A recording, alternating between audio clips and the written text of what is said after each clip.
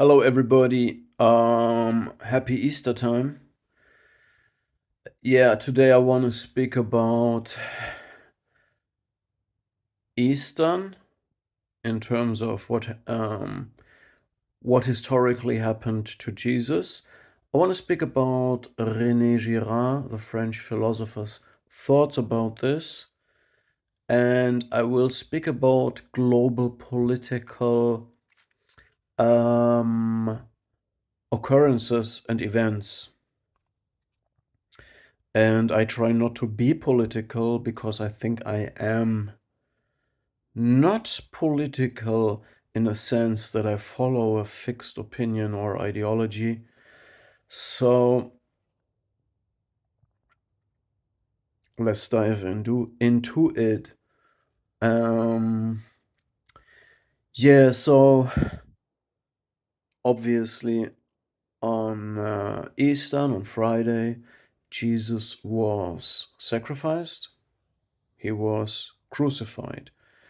And in the view of René Girard, the French philosopher, this is a repeating pattern in human society that happened always and is still happening in large scale and small scale, meaning that people project their own shortcomings and hate and their mistakes onto others. They believe that they identify these mistakes that are within themselves in other people, therefore, they start hating them.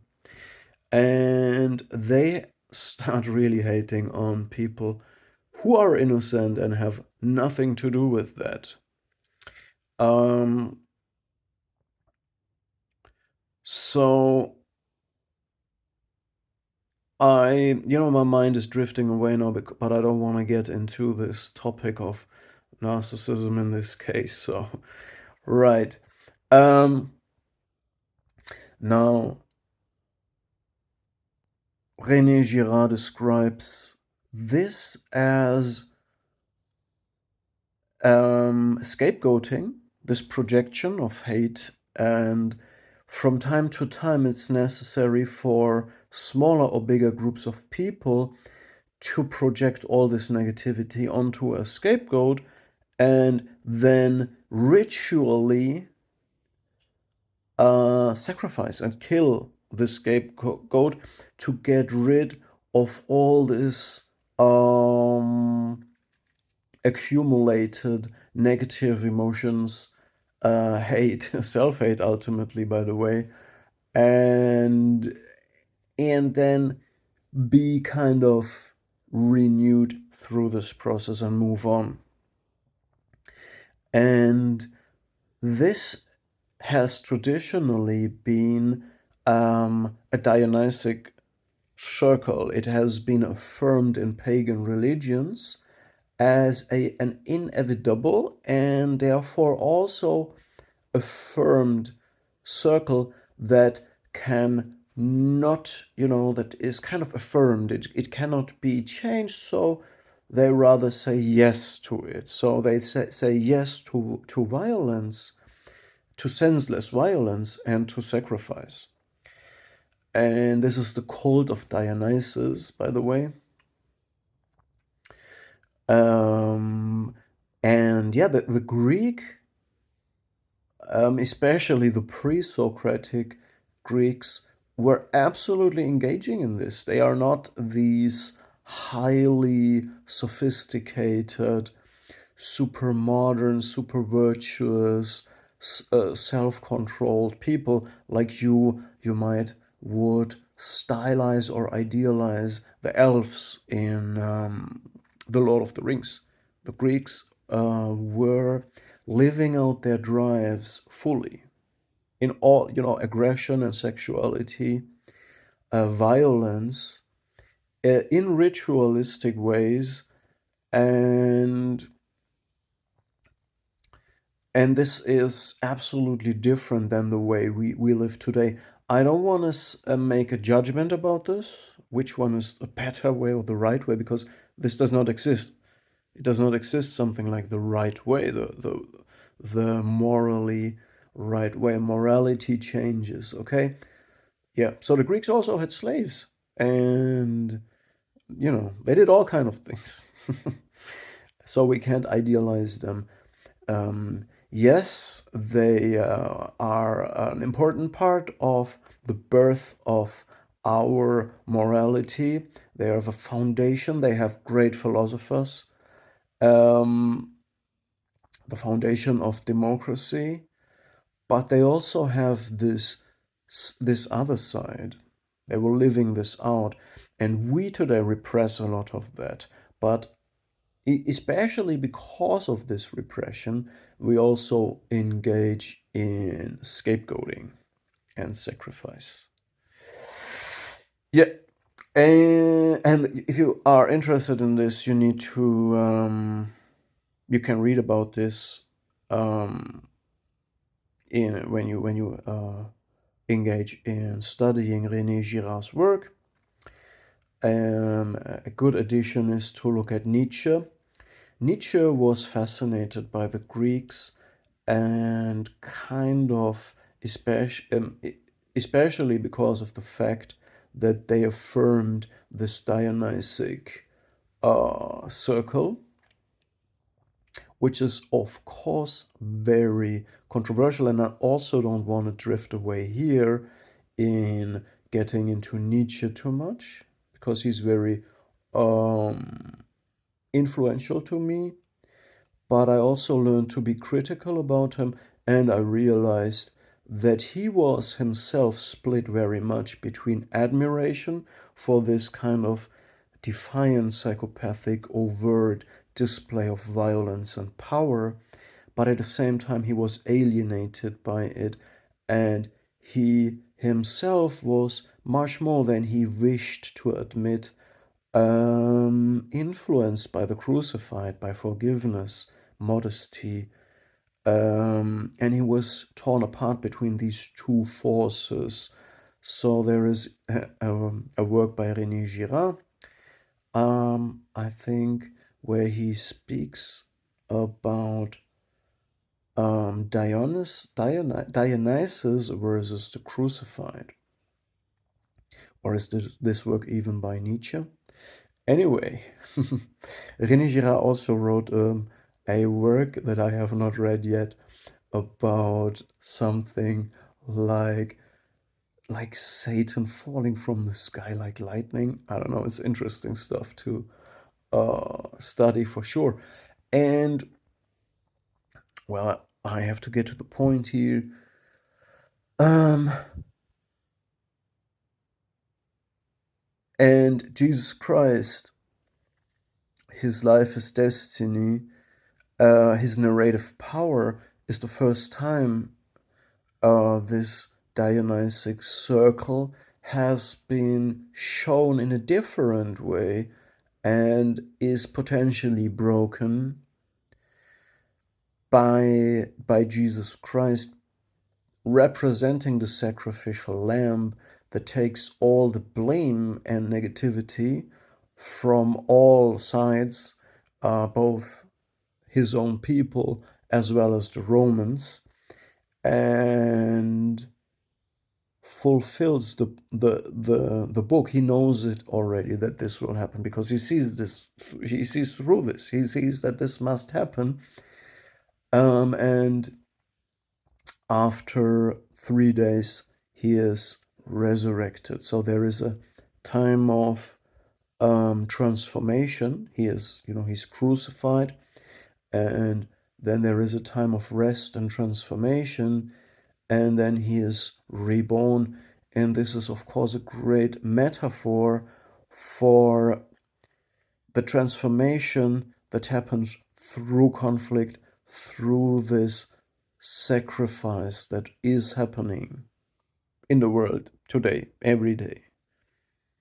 And you as an individual might also be part of this, meaning hate will be projected on you, and people will sacrifice you for their own shortcomings and mistakes.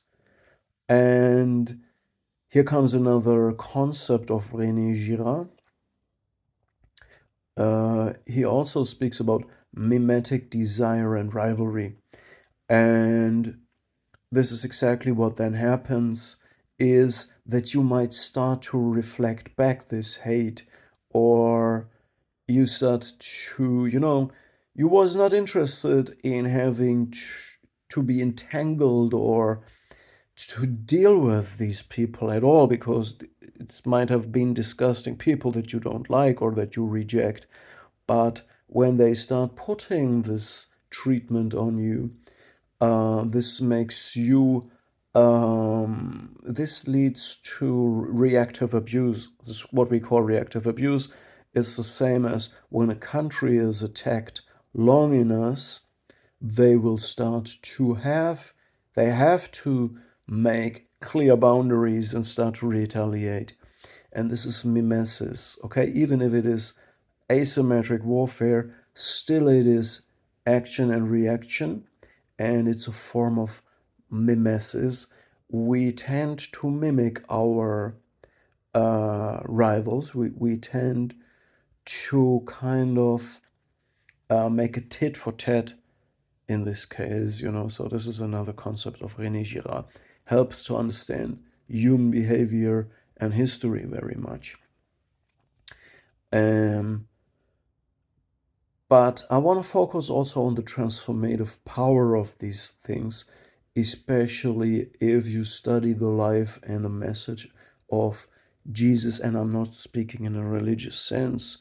Uh, Institutionalized religion was not the intention of Jesus. He did not want to found a church or a world religion, I think. And I'm speaking about studying his true message, which is revolutionary and questions all forms of power, including churches, preachers, um, but also, of course, military and political power. He is a revolutionary who is for real equality, and real equality is a threat to politicians, to scientists, even to scientists, to education, um, to military, and to religion. He is a threat for everything because he is for true equality, okay? Um, and this comes with a lot of self-responsibility. And I don't want to argue whether this is a concept that could work or not, but it simply empowers the individual that is oppressed, especially. This is why people who are oppressed and sacrificed and hated on or struggling turn to Jesus, because it's a fascinating message for them to overcome this and not end up bitter and hating in return. All right. So, this is the transformative power, and it also is the foundation for that what we call civilization and virtue, even though exactly that is sacrificed at the moment. We don't, I don't see civilization at the moment. I don't see it. I don't see that we practice um, civilized virtues, true morality, the fruits of thousands of years of philosophy and development in thought and scientific progress. I don't see this as a guiding principle. I see as a guiding principle rather geopolitical facts, and we can soon get to this. Now, in fact, we can get to this now. So, when we look at what is happening, it looks like mayhem and insanity,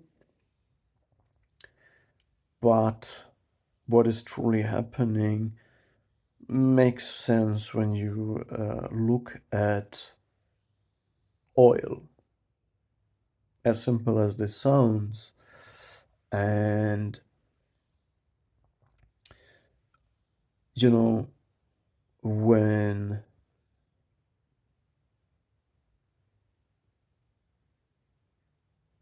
we see this narrative surface of we want to help the people, we want we are there to help oppressed people, but when it comes to negotiations of who's winning and what is necessary to make peace again, the people are not even mentioned. It's not about the people, it's about overt power and oil, water, and food, all of these things. So when we see what is happening, I ask you to look at the synchronicity of events. When we look at the war in Ukraine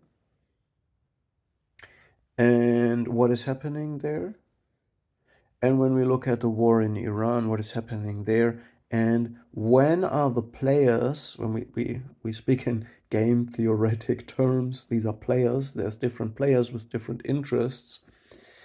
Um, I want you to look at this in a way that you look when happens what and in what sequence and in what synchronicity, because these conflicts are interconnected.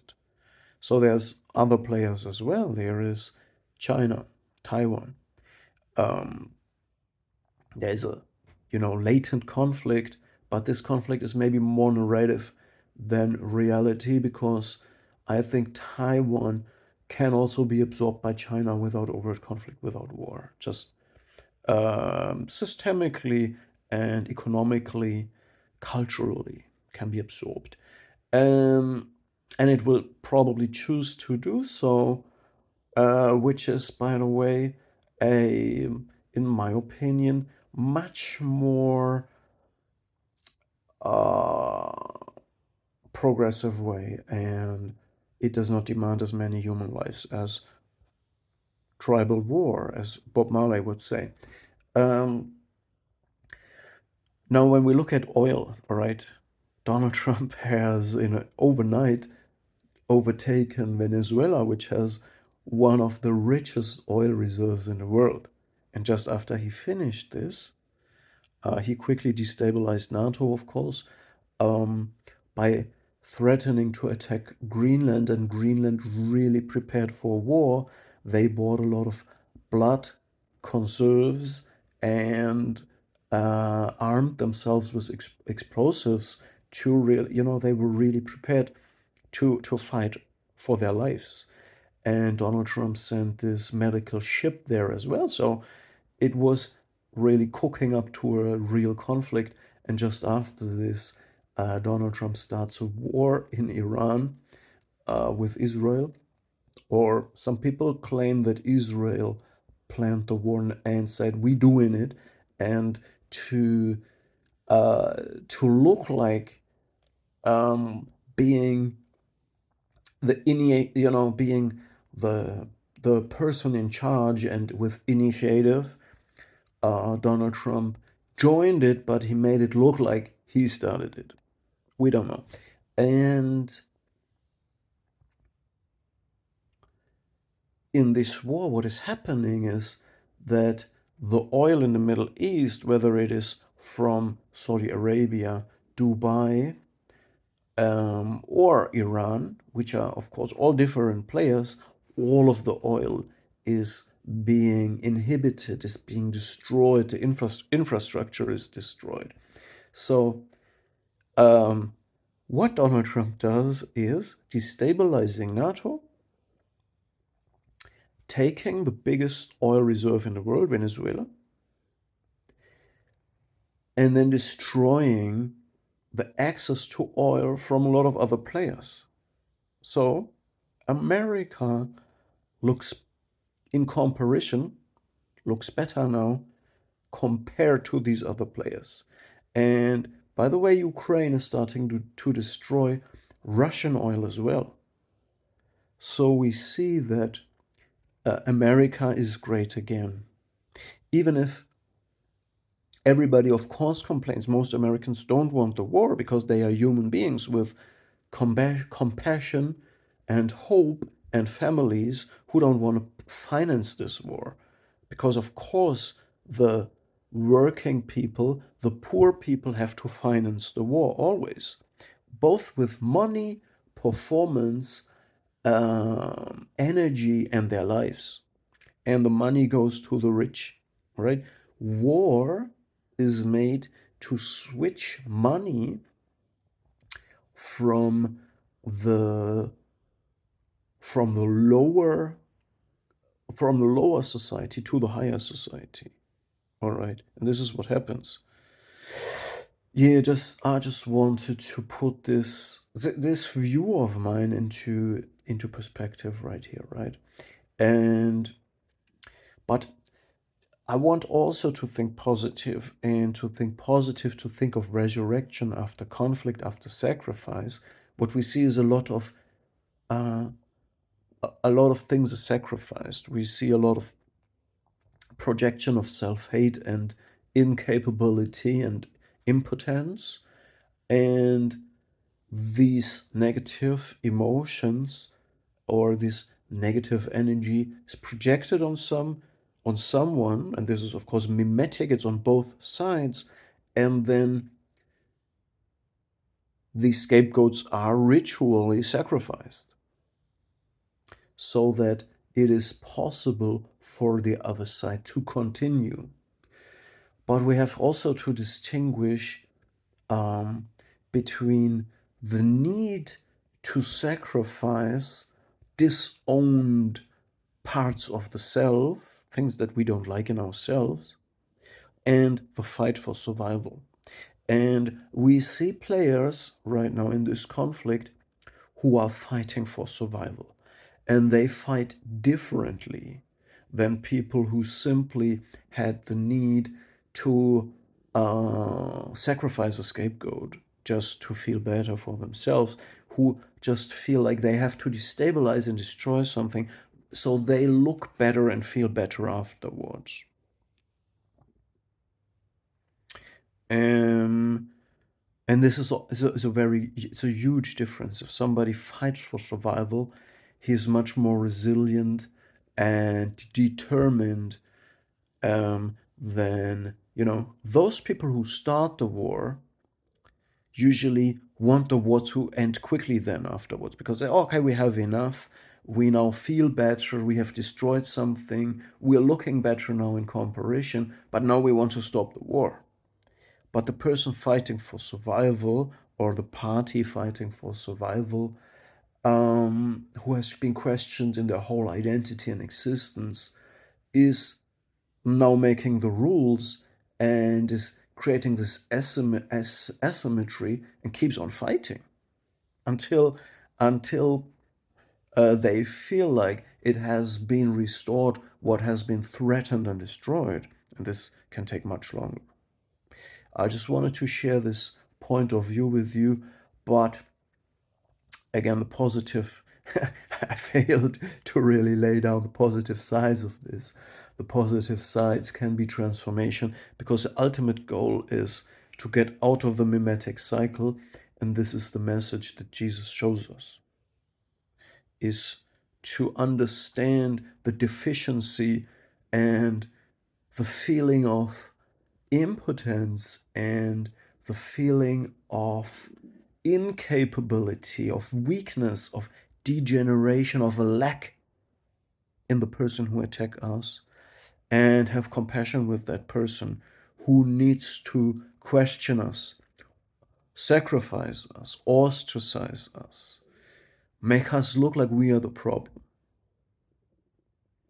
and to be transformed by this, to learn from this, to rather get a stronger, more denser sense of identity and not become the same.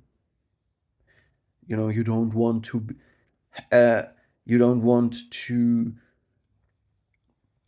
also have to destroy others, to insert yourself in their lives, to become predatory or parasitic to survive. You want to have control over your own endorphins, over your own motivational system, over your, in the first place, your physical well being.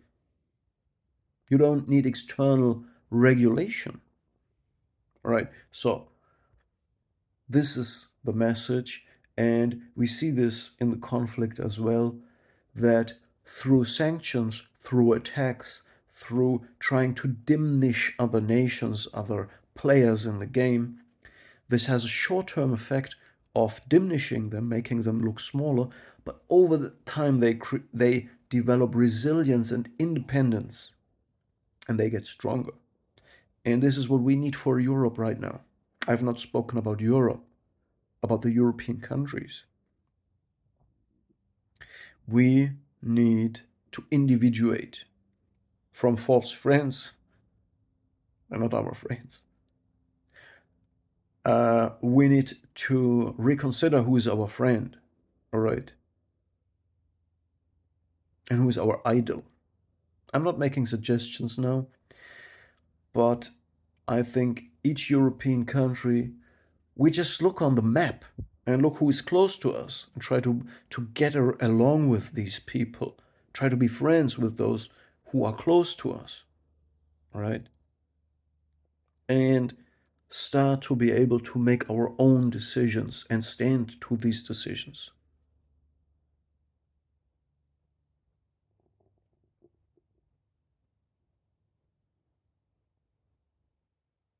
Happy Eastern time.